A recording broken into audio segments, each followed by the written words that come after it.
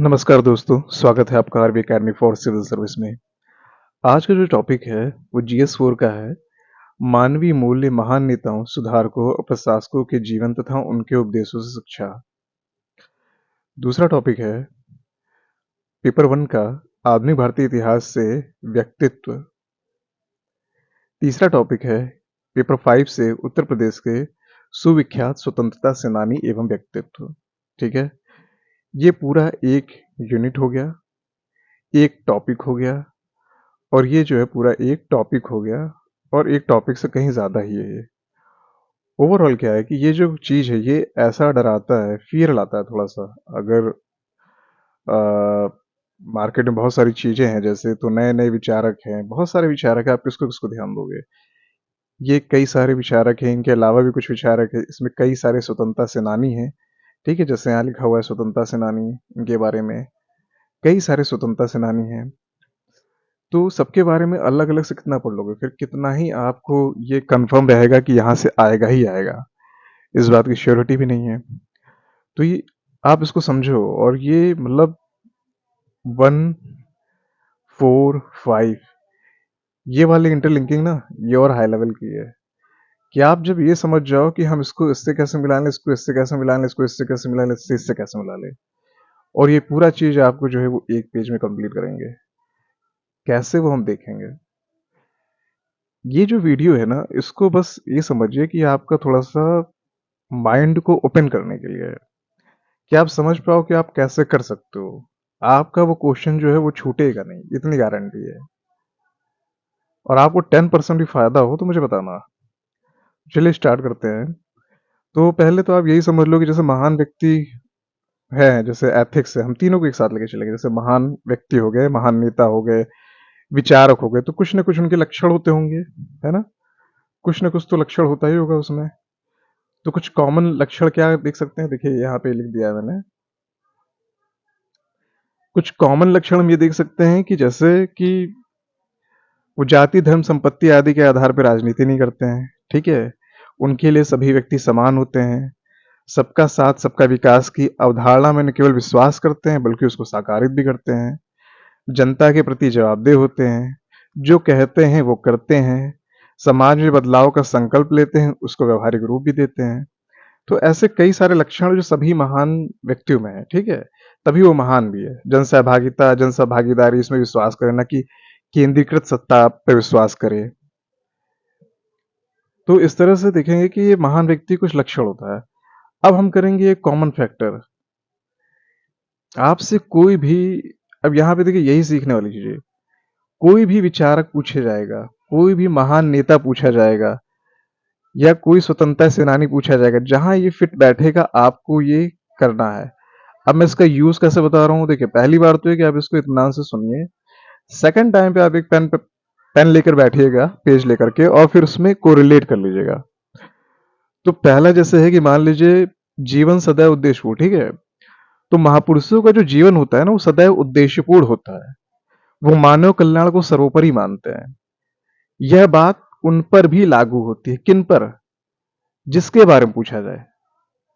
मानव जीवन का मानव का जीवन सदैव उद्देश्यपूर्ण होता है, वे मानव कल्याण को सर्वोपरि मानते हैं। यह बात राजा राम मोहन पर पूरी तरह से लागू होती है, गांधी जी पर पूरी तरह से लागू होती है, अम्बेडकर पूरी तरह से लागू होती है, तमाम लोगों पर लागू होती है। तभी तो महान है, क्योंकि उनके बीच एक मूलभूत लक्षण कुछ पाया जा रहा है ना। हर महान व्यक्ति के आदमी, हर हर महान व्यक्ति आदमी के अंदर जो है कुछ लक्षण पाए जा रहे हैं। जैसे वो सच बोलते हैं, वो अहिंसा का साथ देते हैं। ठीक है, तभी वो महान है। हिटलर को महान नहीं कहा गया, मुसोलिनी को महान नहीं कहा गया। महान कहा गया नेल्सन मंडेला को, गांधी जी को। ठीक है, अहिंसावादी थे, इन्होंने एक अलग रास्ता चुना। उसके बाद देखते हैं कि व्यक्तिगत हित के स्थान पर सदैव सार्वजनिक हित पर वरीयता दी। जो महान नेता होगा, स्वतंत्रता सेनानी होगा, विचारक होगा, वो हमेशा अपने व्यक्तिगत हित के स्थान पर, पर्सनल इंटरेस्ट के स्थान पर पब्लिक इंटरेस्ट वरीयता देगा। कैसे? जैसे मान लीजिए कि अगर मैं विचार उसकी स्वतंत्रता सेनानी की बात करूं, तो जैसे कई लोग थे, जब असहयोग आंदोलन हुआ था तो उन्होंने वकालत छोड़ दी, वो जेल चले गए थे। सुभाष चंद्र बोस जो हैं उन्होंने आईसीएस का पद त्याग दिया था। आईएएस मतलब आज का आईएएस, उन्होंने ये पद त्याग दिया था। उन्होंने व्यक्तिगत हित नहीं देखा कि मैं यहाँ सुख ले सकता हूँ, नहीं, उन्होंने पब्लिक इंटरेस्ट देखा, इतने बड़े बड़े पद को छोड़ा। और अगर जैसे यहाँ पे मान लें कि हम क्रांतिकारी की बात करें, तो क्रांतिकारी देखेंगे जैसे, खैर यहाँ क्रांतिकारी में आपका जैसे भगत सिंह हो गए, ठीक है। भगत सिंह बहुत ही कम उम्र में फांसी में चढ़ गए। चाहे तो वो भी अपना जीवन सुख में बिता सकते थे, लेकिन देश के लिए उन्होंने सोचा, शहादत को प्राप्त किया। तिलक जी थे, तिलक इसमें क्रांतिकारी में कम दोनों में आ जाएंगे, तिलक जैसे हो गए। तिलक जी जेल चले गए, अपनी बातें में इतने मुखर थे कि उन्होंने अंग्रेजों का विरोध किया। तो देखेंगे ये जितने भी महान लोग थे वो व्यक्तिगत हित के स्थान पर सार्वजनिक हित पर वरीयता देते थे। तीसरी बात है कि वे महान अनुशासन, वैचारिक स्पष्टता, दूरदर्शिता एवं आत्मविश्वास से युक्त थे। जितने भी महान व्यक्ति दिखेंगे कोई ऐसा नहीं कंफ्यूज होकर घूम रहा हो, या ऐसा नहीं है कि उनके जीवन में डिसिप्लिन नहीं होगा। सब बहुत ही अच्छा माइंड मेकअप होगा उनका। वैचारिक स्पष्टता, जैसे भगत सिंह को देखिए, क्लियर था कि मैं अनिश्वरवादी क्यों हूं, मैं अराजकवादी क्यों हूं। क्लियर बातें थी उनकी। इतनी कम उम्र में उन्होंने तय किया था कि मुझे करना क्या है, ठीक है। तो उसी तरह से दूरदर्शिता देखिए, कई सारे हमारे बीच में समाज सुधारक रहे हैं, जैसे कि राजा राम मोहन राय। सती प्रथा का विरोध किया उस जमाने में, जिस जमाने में ये चीजें, जब इन्होंने सती प्रथा का विरोध किया था तो उस समय भी ये कहा गया था कि ये हिंदू संस्कृति का विरोध है। लेकिन राजा राम मोहन राय की दूरदर्शिता थी कि उन्होंने इसका विरोध किया। अंबेडकर जी हो गए, जैसे उन्होंने एक लॉ लाया था 1956 में, हिंदू लॉ में, उसका भी विरोध हुआ, लेकिन वो उनकी दूरदर्शिता थी। तो वो आत्मविश्वास से भी युक्त होते हैं।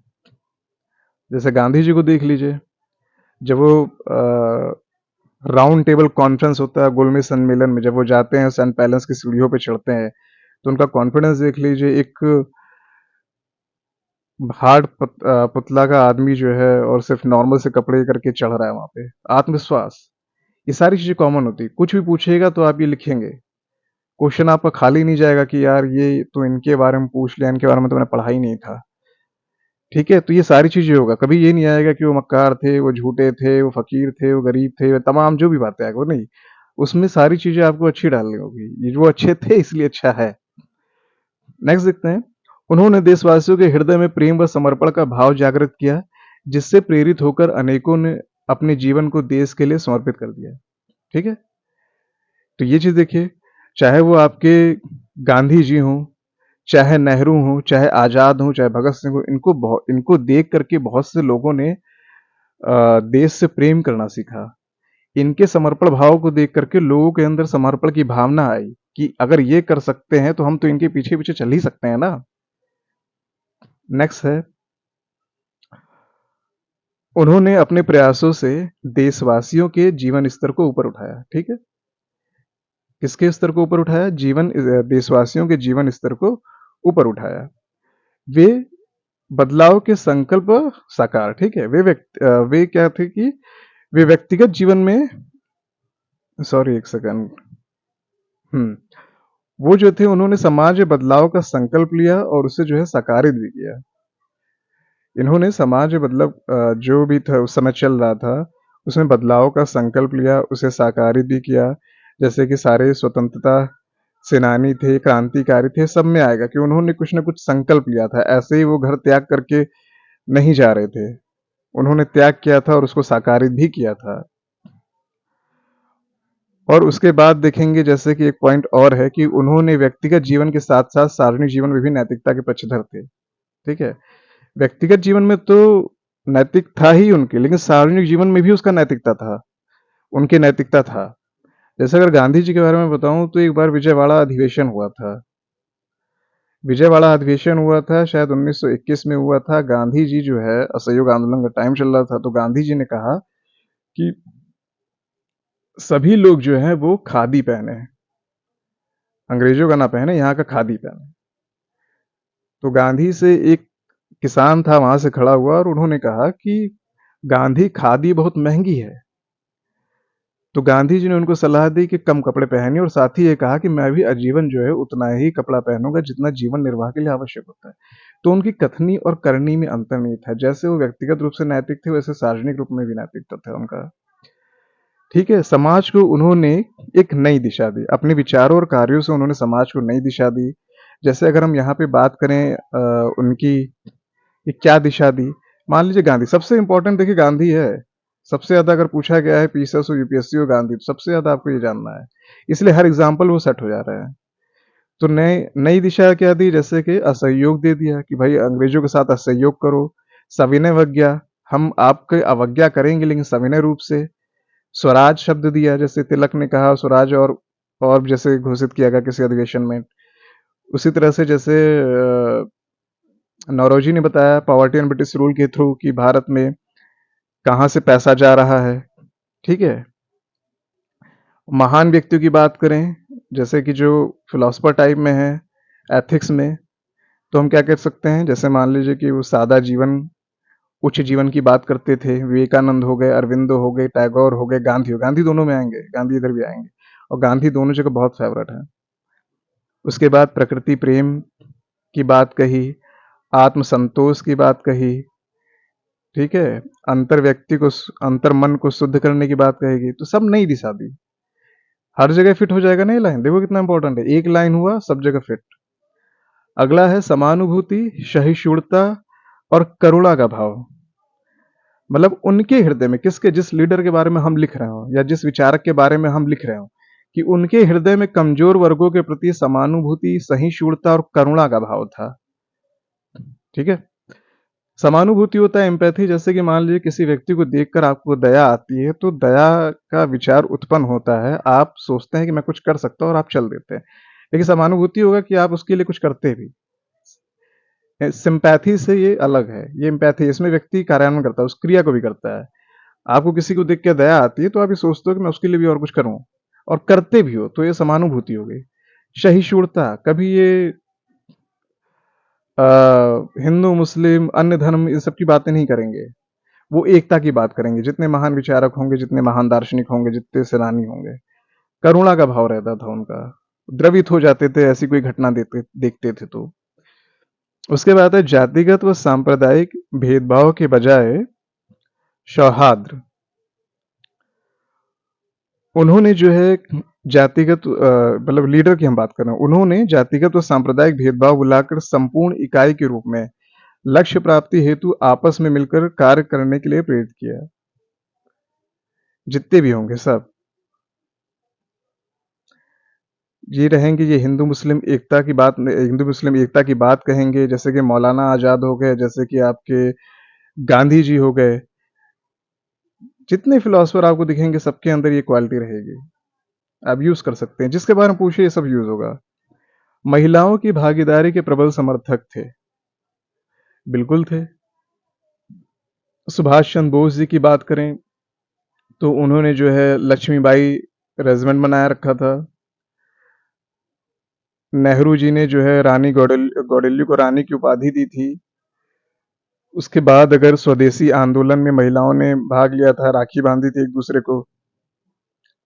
असहयोग आंदोलन, सहयोग, सविनय अवज्ञा आंदोलन, सब जगह महिलाएं जो है आई थी। तो जाहिर सी बात है कि इस पीरियड में जितने नेता थे वो महिलाओं की भागीदारी के पक्ष में थे। कांग्रेस में जैसे कुछ लीडर था, आप बोल सकते हैं कि जैसे 1917 में एनी बेसेंट, 1925 में नायडू, सरोजनी नायडू। तो क्यों इनको समर्थन मिला, क्योंकि कांग्रेस या उस समय के नेता जो है वो उनको समर्थन देते थे। तो ये पूछेगा, आप इसको भी लिख सकते हैं। ऐसे कई क्रांतिकारी सेनानियां भी थी, जैसे आपकी कल्पना, कुछ नाम था जिन्होंने बम फेंका था, मीना दास हो गई, मीना दास या क्या थे, ऐसे ही कुछ थे और भी थे, तो आप यहाँ पे भी लिख सकते हैं उस पर। मीना दास का तो मुझे ध्यान नहीं आ रहा है, जेंडरी की क्या था, इसलिए मैं उस पर चुप रहूंगा अभी। नेक्स्ट देखते हैं, महान समाज सुधारक सेनानी व्यक्तित्व। देखिए इन्होंने किस बात का विरोध किया और इन्होंने किस बात का समर्थन किया, ये सर्वव्यापी टाइप का है, यूनिवर्सल है।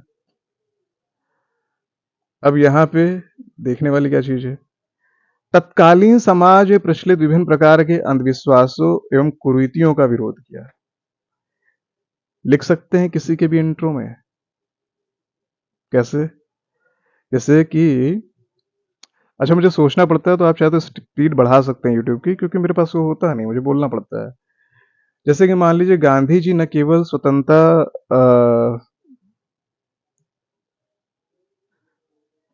गांधी जी ने केवल स्वतंत्रता जनक के रूप में भारत का नेतृत्व किया, अपितु तत्कालीन समाज में प्रचलित विभिन्न प्रकार के अंधविश्वासों एवं कुरीतियों का विरोध किया। ठीक है। अंबेडकर जी में सीधा सीधा आ जाएगा। राजा राम मोहन राय राजा राम मोहन राय जी ने तत्कालीन समाज में प्रचलित विभिन्न प्रकार के अंधविश्वासों एवं कुरीतियों का विरोध किया, इसलिए उन्हें आधुनिक समाज के अग्रदूत की संज्ञा दी जाती है। यूज हो गया कि नहीं हो गया? अंबेडकर जी में, गांधी जी में, राजा राम मोहन राय में, सब पे ये कहीं ना कहीं ये यूज हो जाएगा। ऐसे में भी यूज हो जाएगा, किसी के बारे में है ये यूज होगा। ठीक है। विरोध क्या, ये ध्यान रखिएगा कि जितनी भी चीजें ना, इनका विरोध क्या, जो महान व्यक्ति है वो इन चीजों का विरोध करता है, उन चीजों का समर्थन करता है। ये पॉइंट आपके आपको ध्यान रहेगा तो अपने आप लिख लेंगे। सती प्रथा, सती प्रथा का विरोध किया किसने किया? राजा राम मोहन राय ने जैसे विरोध किया। ठीक है। सती प्रथा का विरोध राजा राम मोहन राय ने किया। बाल विवाह का विरोध हुआ, बाल विवाह का विरोध केशव सेन जैसे हो गए। उसके बाद देवदासी प्रथा, बहुपत्नी प्रथा, पर्दा प्रथा, महिला निरक्षरता, महिला निरक्षरता के लिए सावित्रीबाई फूले जैसे हो गई, रानाडे हो गए, करवे हो गए। ठीक है। कन्यावत कैवा, अमानवीय व्यवहार, जैसे मनुष्य को एक वैसा ही व्यवहार किसी दूसरे के साथ करना चाहिए जैसा वो स्वयं के साथ चाहता है। लिंग भेद हो गया। विवेकानंद जी का बहुत अच्छा कोट है, ऐसे में भी यूज होता है कि जैसे किसी किसी गरुड़ को आसमान में संतुलित उड़ने के लिए आवश्यक है कि उसके दोनों पंखों का संतुलन हो, एक पुरुष रूपी और एक महिला रूपी। तो विवेकानंद महान विचारक आ गए। और लिंग भेद में जो पहले मैंने एग्जाम्पल दिया था वो भी यहाँ पे सूट हो जाएगा। फिर अंधाधुंध पश्चिमीकरण, जैसे गांधी जी थे, पहली बार जब गए थे तो वहां फॉलो करना सीख गए, बाद में जब आए तो फिर उन्होंने उसका विरोध भी किया कि अंधाधुंध पश्चिमीकरण नहीं होना चाहिए। हमारे कई सारे नेता थे, जैसे कि मदन मोहन मालवीय थे और दयानंद सरस्वती थे, इन्होंने विरोध किया। अस्पृश्यता और ऊंच नीच, गांधी जी, हरिजन सेवक संघ, अंबेडकर, डिप्रेस क्लॉज, ठीक है, तिलक, जिन्होंने कहा था यदि भगवान ऐसा मानता है तो मैं भगवान को नहीं मानूंगा। ठीक है। तो इन लोगों ने इन सब का विरोध किया। सामंतवादी मानसिकता का विरोध किया, कहा कि सब बराबर हो। समाजवाद के पक्षधर माना जाता है कि उसको, नेहरू को, लोहिया को, ये सब समाजवाद के पक्षधर थे। उसके बाद अगर बात करें कि समर्थन किन चीजों का इन्होंने समर्थन किया, तो आधुनिक शिक्षा का, जैसे सर सैयद अहमद खान ने क्या खोला था, एंग्लो मुस्लिम कॉलेज था जो उनका। राजा राम मोहन राय भी आधुनिक शिक्षा के समर्थक थे। नारी शिक्षा मैंने बताया, जैसे नारी शिक्षा के लिए ईश्वरचंद भी थे, ईश्वरचंद विद्यासागर। विधवा पुनर्विवाह के लिए भी थे, कैनिंग के टाइम पे पास भी हुआ था। उसके बाद प्रेस की स्वतंत्रता, प्रेस की स्वतंत्रता राजा राम मोहन राय भी थे और तिलक भी थे, तिलक तो जेल भी गए थे। उदारवादी दृष्टिकोण का समर्थन कौन कौन? सभी। सबसे पहले राजा राम, गांधी, नेहरू का समाजवाद, ठीक है, लोहिया, ये सब उदारवादी है। अस्पृश्यता निवारण का प्रयास, जैसे मैंने बताया था अभी, वही चीज। मैं वैज्ञानिक मनोवृत्ति को बढ़ावा, और उसके बाद कैसे बढ़ावा देगा, जैसे तार्किक चिंतन के आधार पे। तार्किक चिंतन, भारतीय समाज में पिछड़ेपन के कारणों का उजागर किया। किन्होंने? उन्होंने, जिसके बारे में पूछे। रूढ़िवादिता को, कुरीतियों को समाप्त करने का प्रयास किया, उसके बारे में जागरूकता फैलाया। राजा राम मोहन राय ने कई सारे नाट्य मंचन करवाए थे सती प्रथा के, उसके लिए कि इसके क्या क्या खामियां हैं। नारी स्वतंत्रता, नारी अधिकार, ये सब लोग मानव अधिकार की बात करते हैं, इसलिए नारी अधिकार की बात करते हैं।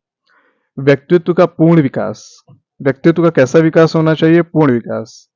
फिलोसफर देखें, एथिक्स एथिक्स के हिसाब से देखेंगे तो जैसे मान लीजिए विवेकानंद है, तो वो आत्मचिंतन की बात करते हैं, आत्म सुख की बात करेंगे। गांधी फिलोसफर और स्वतंत्रता दोनों में आता है। गांधी का भी देखिए, साधन और साध्य दोनों पुण्य होना चाहिए, अंतर आत्मा की आवाज सुननी चाहिए।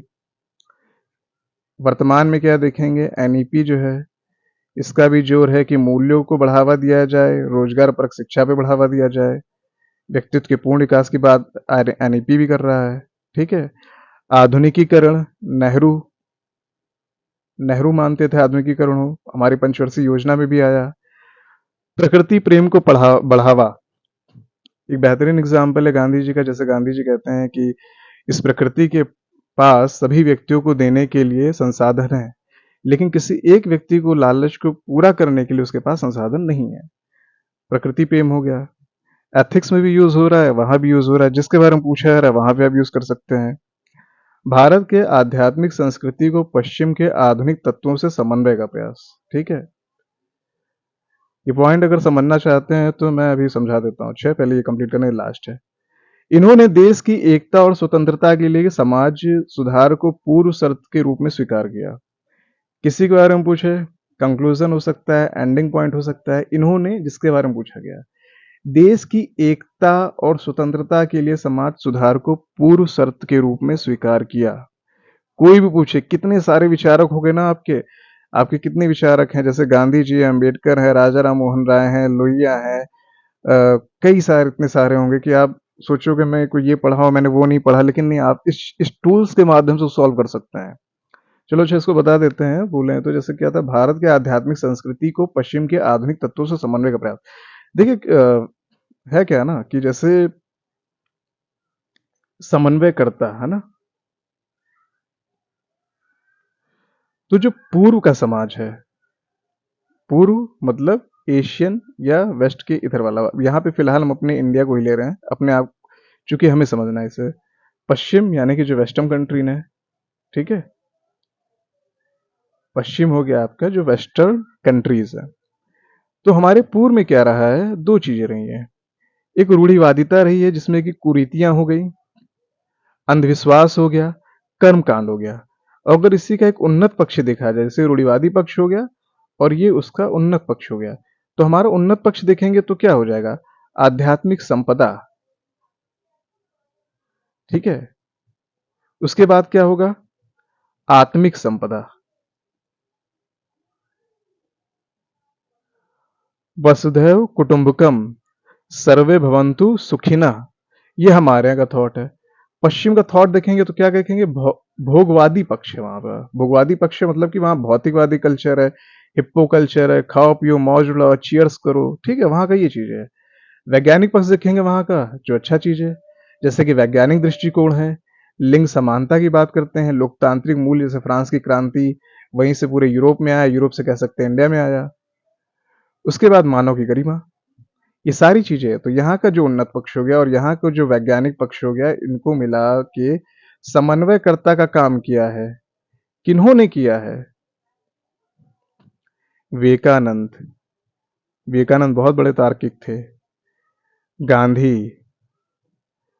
राजा राम मोहन राय, टैगोर, जितने भी लोग हैं, जितने भी लिबरल हैं, सब लोगों ने माना है कि वहां का कुछ अच्छा है, हमारे यहाँ का कुछ अच्छा है, इनको समन्वय कर दो। ये है आपका समन्वयकर्ता। अब जो लास्ट टॉपिक था, देखिए हमारा ये पूरा हो गया ना, सुविख्यात स्वतंत्रता सेनानी व्यक्तित्व। इन जब भी यूपी से आए, जैसे चंद्रशेखर आजाद हो गए स्वतंत्रता सेनानी में, नेहरू यूपी के हो गए व्यक्तित्व में, जितने भी यहाँ के हैं, लोहिया हो गए, तो ये आपको ध्यान रखना, उसी पे फिट करेंगे तो आ जाएगा। ये कहेंगे मैंने पढ़ा नहीं तो मैं अब मैं क्या करूं, ऐसा नहीं होगा, ये कंडीशन नहीं आएगी। ये बहुत बड़ा टूल्स है, मुझे नहीं पता आप यहाँ तक समझ पा रहे हैं कि नहीं, लेकिन काफी बड़ा टूल्स है। अगला देखिए क्या था कि सुधारकों प्रशासकों के जीवन तथा उनके उपदेशों से शिक्षा। अब शिक्षा है तो शिक्षा मात्र आधा पेज, काम खत्म। महान नेता भी हो गए, प्रशासक भी हो गए और सुधारक भी हो गए।